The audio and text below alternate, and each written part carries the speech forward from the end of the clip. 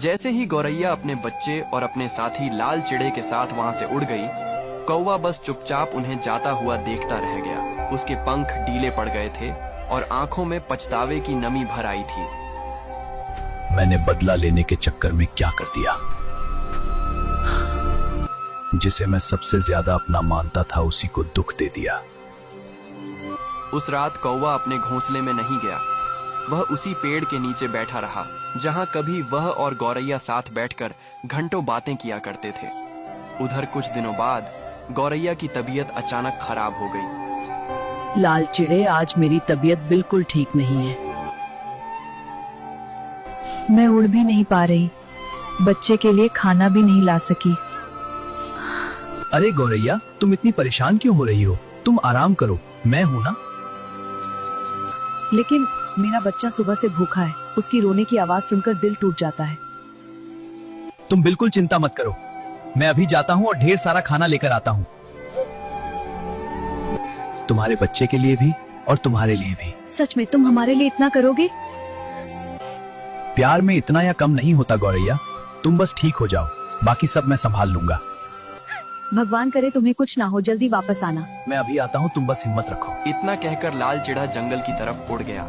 खाना ढूंढते ढूंढते वह जंगल के उसी हिस्से में पहुंच गया जहां उसकी पहली मुलाकात गौरैया से हुई थी। अचानक उसे किसी के कराहने की आवाज सुनाई दी। लाल चिड़ा घबराकर उस दिशा में बढ़ा। जब वह पास पहुंचा तो उसने देखा कि एक बूढ़ा लाल चिड़ा घायल हालत में जमीन पर पड़ा था। उसके पंखों से खून निकल रहा था। आप कौन हैं? आप कौन हैं? तू मेरा बेटा है। कई साल पहले जब तुम, मैं और तुम्हारी माँ साथ में खाना ढूंढने निकले थे, तभी शिकारियों ने हम पर हमला कर दिया था। तुम्हारी माँ घायल हो गई थी। उस अफरा तफरी में तुम जंगल में कहीं गुम हो गए थे। जब तुम्हारी माँ ठीक हुई तो हमने तुम्हें बहुत ढूंढा, दिन रात ढूंढा, लेकिन तुम कहीं नहीं मिले मेरे बच्चे के। लेकिन बेटा, भगवान ने आज हमें मिला दिया, मगर समय बहुत कम है। तेरी माँ और तेरे भाई बहन बहुत बड़ी मुसीबत में हैं। क्या हुआ उन्हें? कुछ देर पहले शिकारी आए थे, उन्होंने पूरे परिवार को पकड़ लिया। मैंने उन्हें बचाने की बहुत कोशिश की, लेकिन मैं अकेला था और वो बहुत ताकतवर थे। ये सुनते ही लाल चिड़ा सन्न रह गया। हे भगवान, ये कैसा इम्तिहान है?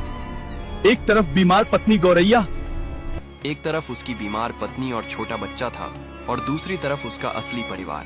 तभी पीछे से एक आवाज आई। अगर दिल साफ हो तो रास्ता खुद बन जाता है। तुम अकेले नहीं हो। तुम यहाँ? मैं रोज दूर से गौरैया और तुम्हारे परिवार का ख्याल रखता हूँ, तो क्योंकि मैं अपनी गलती सुधारना चाहता हूँ और आज शायद भगवान ने मुझे मौका दिया है। तुम अपने परिवार को बचाने जाओ। गौरैया और बच्चे की जिम्मेदारी मैं लेता हूँ। तुम्हारा परिवार तुम्हारा इंतजार कर रहा है और गौरैया मेरी पुरानी दोस्त है। इस बार मैं उसे अकेला नहीं छोड़ूंगा। अगर तुमने आज मेरी मदद की तो मैं जिंदगी भर तुम्हारा एहसान नहीं भूलूंगा। दोस्ती में एहसान नहीं होते, बस साथ होता है।